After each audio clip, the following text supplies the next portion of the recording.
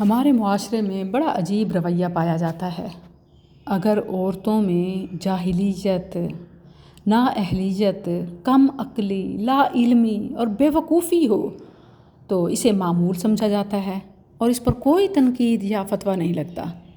عورتوں سے بازار بھرے پڑے ہیں، عورتوں کی نااہلی، کم عقلی، بے علمی، بے وقوفی، جاہلیت، قبرستان بھرے پڑے ہیں، مزار مندر کا منظر پیش کر رہے ہیں، بازار اڈے بن چکے ہیں، کوئی فتویٰ تنقید نہیں۔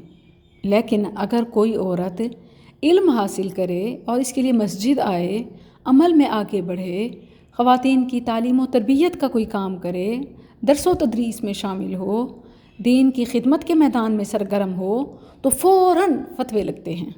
کبھی کہا جاتا ہے یہ تو مردوں کا شعبہ ہے، کبھی کہا جاتا ہے یہ منصب نبوت پر قبضہ ہے، اور سب سے بڑھ کر ممبر پر بیٹھنے کے مسئلے کو تنقید کا نشانہ بنایا جاتا ہے۔ حیران ہوں کہ اسے ممبر رسول کہنے کا یہ منصب اور مسند مردوں کو کس نے دی؟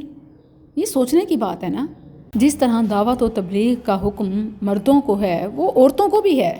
والمؤمنون والمؤمنات بعضهم اولیاء بعض یأمرون بالمعروف وینہون عن المنکر۔ اسی طرح حدیث میں بلغوا عنی ولو آیا، کہ یہ صرف مردوں کے لیے نہیں، اس میں عورت بھی شامل ہے۔ پھر نبی صلی اللہ علیہ وسلم کا عورتوں کے لیے فرمانا لا تمنعوا اما اللہ مساجدہ، اللہ کی بندیوں کو مسجد میں جانے سے مت روکو۔ اس سے عورت کا مسجد میں جانا، تعلیم لینا، دین سیکھنا جائز ہے، اور اگر خطیب مرد ہو تو بھی ٹھیک، اور اگر عورت ہو معلمہ، مبلغہ، داعیہ، تو یہ کئی لحاظ سے مزید بہتر ہو جاتا ہے۔ خواتین کے مسائل، چیزیں جو عورت سمجھتی ہے وہ مرد نہیں سمجھ سکتا، کیونکہ وہ بہرحال نبی تو نہیں جو اس پہ وحی ہو جائے۔ جہاں تک رہی ممبر رسول کی بات، نبی صلی اللہ علیہ وسلم ممبر پر اس لیے بیٹھتے تھے کہ سب دیکھ سکیں اور آواز دور تک پہنچ سکے۔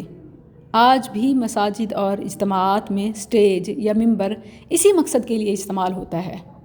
لہٰذا عورت اگر عورتوں کے مجمع میں نصیحت اور تدریس کے لیے ممبر یا کرسی پر بیٹھے تو یہ نہ منصب نبوت پر قبضہ ہے، نہ ممبر رسول کی بات ہے، نہ مردانگی کے خلاف ہے۔ اور اگر آپ اس ممبر رسول اور پھر اس کا کمپیئر عورت سے کرتے ہیں تو پھر تو مرد خطبہ، قاضی اور اساتذہ بھی ممبر پر بیٹھ کر منصب نبوت کے ہی دعوے دار بن جاتے ہیں، جو کہ غلط ہے۔